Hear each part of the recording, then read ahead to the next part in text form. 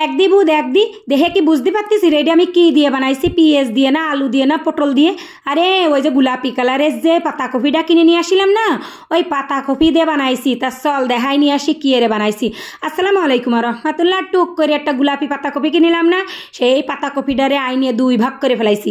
বানাইছি তো কয়দিন আগে, কিন্তু রেসিপিটা দিতে আমার মনে নেই।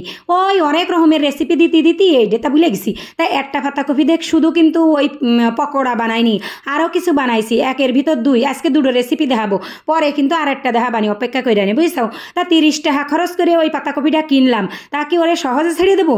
আর আধ দিয়ে কাটিছি, তা দেখো আঙ্গুল মাঙ্গুল ওর রং লেগে গেছে। যাই হোক, যে কথা কতিলাম, ওই পাতাকপি দিয়ে আমি কি করেছি তাই করছি।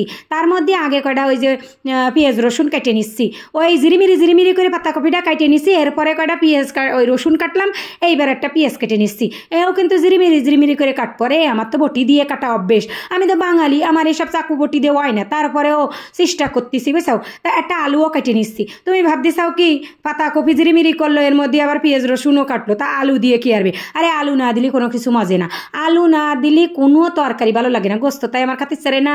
আর তো কনে পাতাকপি, তা যে কথা কতিলাম, ওই যে পাতাকপি জিরিমিরি করে কাটিয়ে নিছি, ওই কিন্তু গাছিক খানেকের মধ্যে আলু দিয়ে দিলাম, আর গাছিক খানেক ওই পাশে সরাই আলাদা থুয়ে দিছি। ওইগুলো দিয়ে কি করবো কদিন, চলো দেখাচ্ছি। এই পাতাকপি কাটা জিরিমিরি করে কাটিয়ে ধুয়ে নিছি, সেইগুলোরে পেঁয়াজ দিচ্ছি 1 খাবলা বেশি, এর গাছে একটু পেঁয়াজ কুচনে দিয়ে দিচ্ছি ওর মধ্যে, দেওয়ার পরে খানিক নুন দিলাম, আবার 1 খাবলা হলদিও দিয়ে দিলাম। এরপরে কসলাই এরে মাহাবো একদম, যতক্ষণ না এর পানি রস কষ বাইরে হবে ততক্ষণ মাহাবো। আরে গায়ে পায়ে সুন্দরী খাইয়ে দেখো আইলনি। ওই যে রং দিয়া ফুলকপি পাতাকপি, ও কিন্তু আসলে দেখতেই ডহের, কিন্তু ওরে একটু নুন পানি দেবি যাই তো দেখো ওর রং উঠে চলে যাবে না। একদম মানসিরা যেরকম নাইট ক্রিম মাহে না, নাইট ক্রিম মাখলে যেরকম উঠে চলে যায়, ওইরাম এই পাতাকপিতে নুন মাহাই তুলি ওই পানি উঠিয়ে মানে ওর রং উঠে চলে যাচ্ছে।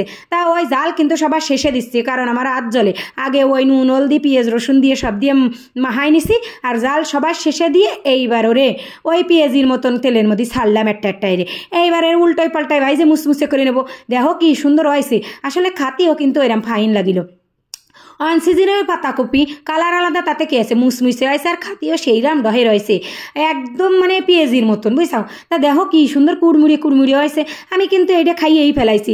আর একটা রেসিপি দেখো, এই যে তেলের মধ্যে একটু তেজপাতা ফোড়ন দিলাম, আর ওই যে জাল পেঁয়াজ কুচাই থইলাম, আবার ওই যে রসুন কুচাইলাম, সব কিছু দিয়ে একটু ভাজে নিচ্ছি। পেঁয়াজ রসুনের গাঢ় পানিটা যে সময় মরবে বুঝছাও, একটু ভাজা মতন হবে, সেই সময় ওর মধ্যে দিয়ে দিলাম গরুর গোস্তের কিমা।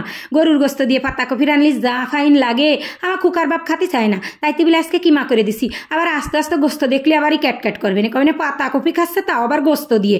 আরে এই জিনিসপত্র একটু আনকমান না খালি কিন্তু মজা হয় না, তাই সেই কিমা দিয়ে দিচ্ছি। একটু নেড়িয়ে ছেড়ে ওর মধ্যে সব মশলাপাতি দিয়ে দিচ্ছি, ওই যে আদা বাটা, রসুন বাটা, জিরে বাটা, আবার একটু গোলমরিচের গুঁড়ো, আবার একটু জাল ওই যে বাইজিয়ে টাইলে গুঁড়ো এনে নিলাম, তা দিলাম, আবার নুন হলদি দিলাম, সব কিছু দিয়ে আবার কাঁচা জাল কুচনে দিছি, আবার একটু শুকনো জালের গুঁড়োও দিছি।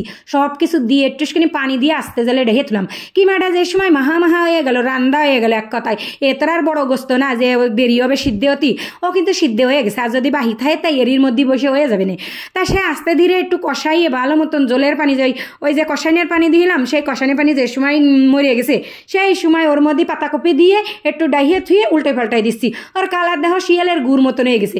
তাতে কি হয়েছে, শিয়ালের গুড় মতো হলেও করার কিছু নেই, কিন্তু ওতে গরম মশলা গুঁড়ো দিলাম, ধনিয়া পাতা দিলাম। এইবার খাইয়ে দেখো কি ফাইন লাগতেছে, মুখ ফিরে নিয়ে যাচ্ছে।